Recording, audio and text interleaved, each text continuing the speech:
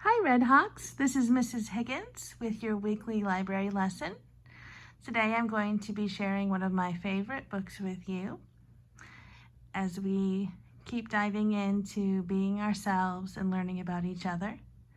The book is called Stand Tall, Molly Lou Mellon. It's written by Patti LaBelle, and I hope you enjoy the book as much as I do. Stand Tall, Molly Lou Mellon. Written by Patti LaBelle. Illustrated by David Catrow.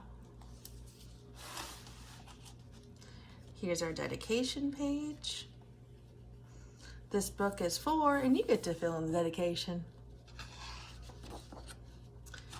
Here's our title page. Stand Tall, Molly Lou Mellon. And there's their dedications. One, the author wrote it to her brother, and one wrote to the biggest little girl in the neighborhood. Then it tells you where it was published and who published the book on the title page. And here we go into our story. Molly Lou Mellon stood just taller than her dog and was the shortest girl in the first grade. She didn't mind. Her grandmother had told her, "Walk as proudly as you can, and the world will look up to you."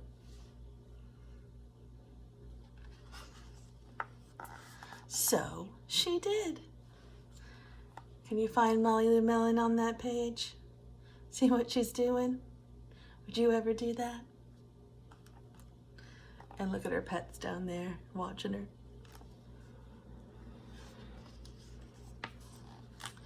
Molly Lou Mellon had buck teeth that stuck out so far she could stack pennies on them. She didn't mind.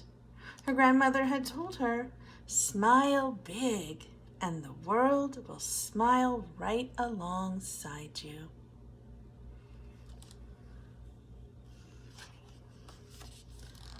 So she did.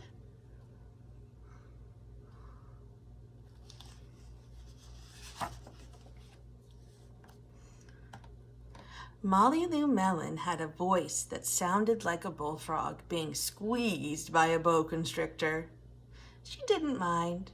Her grandmother had told her, "Sing out clear and strong, and the world will cry tears of joy." If you look closely at this picture, you can see how the plants and animals are reacting and responding to Molly Lou's singing. Look at the facial expression on the frog, and look at what the plant is doing. Lots of fun details in the illustration. So she did.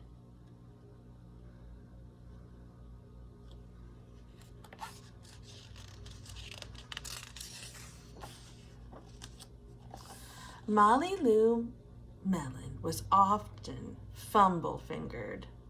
She didn't mind. Her grandmother had told her, "Believe in yourself, and the world will believe in you too." And I bet you can infer what fumble-fingered means based on the picture and what happened when she was carrying the dishes. Her grandmother had said, "Believe in yourself, and the world will believe in you too." So she did.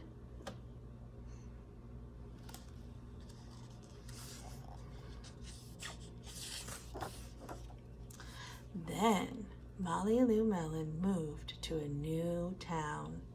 She had to say goodbye to her grandma and all of her friends.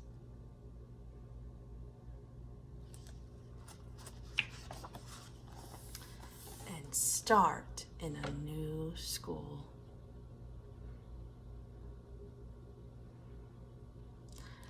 It's an interesting perspective here if you look and see how big the bus looks compared to Molly Lou Mellon in this shot, what the illustrator is trying to show. On the first day of school, Ronald Durkin called her Shrimpo in gym class.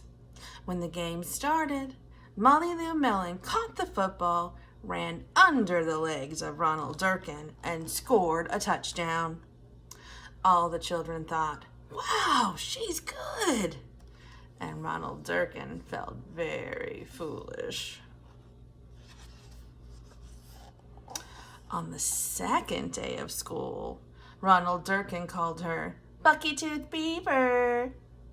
Molly Lou Melon took out her pennies, stacked 10 high on her teeth, and smiled as big as day. All the children smiled with glee, and Ronald Durkin felt very foolish.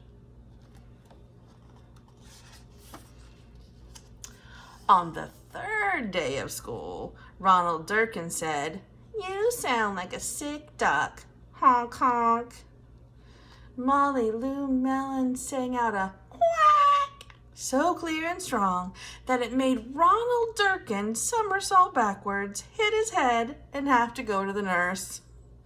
All the children cried with joy to be free of Ronald Durkin for the rest of the afternoon.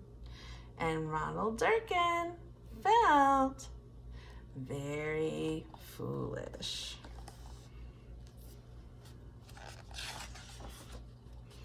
On the fourth day of school, Ronald Durkin said that she'd made the snowflake all wrong. But Molly Lou Melon opened up her paper and revealed the most beautiful snowflake of all. All the children oohed and ahed, even Ronald.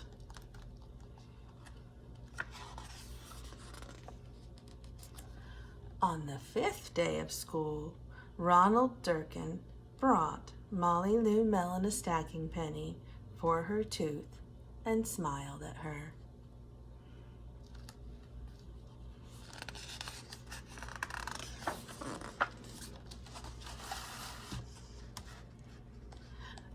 That night, Molly Lou Melon took out a pencil and paper and wrote a letter to her grandma. "Dear Grandma, I wanted to tell you that everything you told me was exactly right. Love, Molly Lou Melon."